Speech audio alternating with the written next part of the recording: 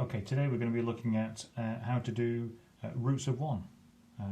In particular, when we're looking at, we'll start off with cube rooting and we'll look at all the three cube roots of one. You think there's only one, but there's actually three of them.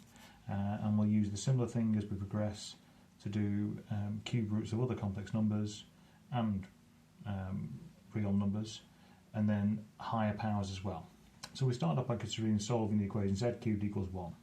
So how I'm going to do it, make it, so I've got a cubic equation equal to 0. One obvious factor of that is z minus 1. I can factorise it. That times that gives me z cubed. That gives me minus z squared. How do I end up with no z squareds? By doing that. And that gives me minus z. How do I end up with no z's? By doing that.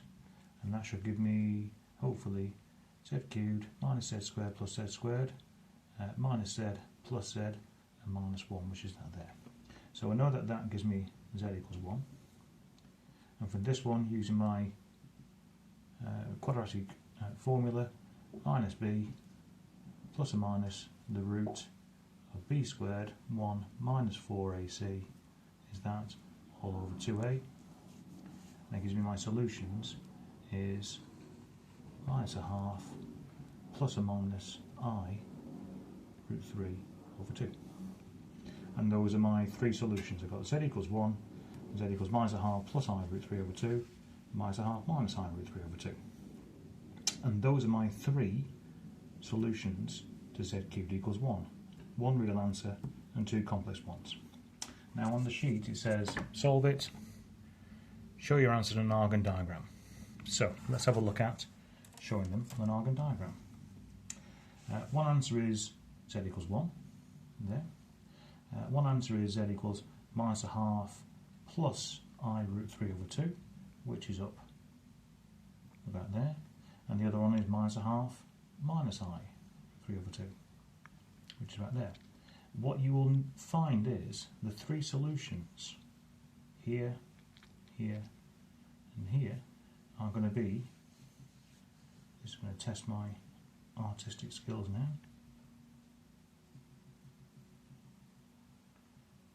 equally spaced, make that one more obvious there, around a circle of radius 1. So we've got obviously that one there, the second one, the third, and the third one. All these three solutions are equally spaced. Each one of these will be 1/3 of a circle, which is in radians 2 pi over 3. So it's a circle of radius 1, we've got one solution, second, and a third. Okay? What we will notice is that the last part of it is just a bit of notation. Our solutions can be written as 1 omega and omega squared. We tend to have omega being equal to the one with the plus complex part, and omega squared being the one with the negative complex part. You will see obviously that, and you can see it from the picture as well, that omega squared is the conjugate of omega, and that's worth noting at some stage or other as well. And also it says here 1 plus omega squared equals 0, and you can sort of, when I add these two together, obviously the complexes cancel out and I end up with minus a half, which is minus 1. So when I add 1 to it I get 0. But it's also, since these are the three solutions to my initial equation, let's go back here, z cubed minus 1 equals 0, we know from doing our sum of the roots, minus b over a, is nothing. So we know that the sum of the roots, which is what this is, 1 plus omega squared equals 0. And what we can do with it, we also know that because it's the cube root of 1, when I cube this, or when I cube that, I always get 1.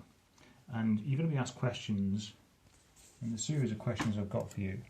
I've got a little bit of a warm-up, just rewriting three different complex numbers in re to the I theta form, what we did last half term, and a few little questions using this sort of knowledge here. So for example, it's got omega 10 plus omega to the 11.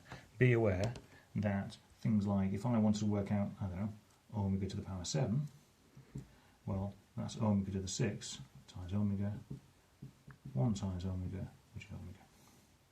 So I can, without having to do a 7th power of this complex number, I can use the fact a little bit like I goes 1, I, and then minus, when I times by I again, I get minus I squared, so I squared, which is minus 1, and then minus I, and so on. And keep going round, and that repeats every 4. This will repeat every 3.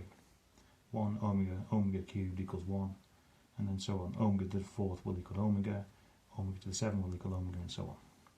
So a series of little questions for you to do there. It shouldn't take that long to do that, and then we'll use that as a jumping off point for the second lesson later this week.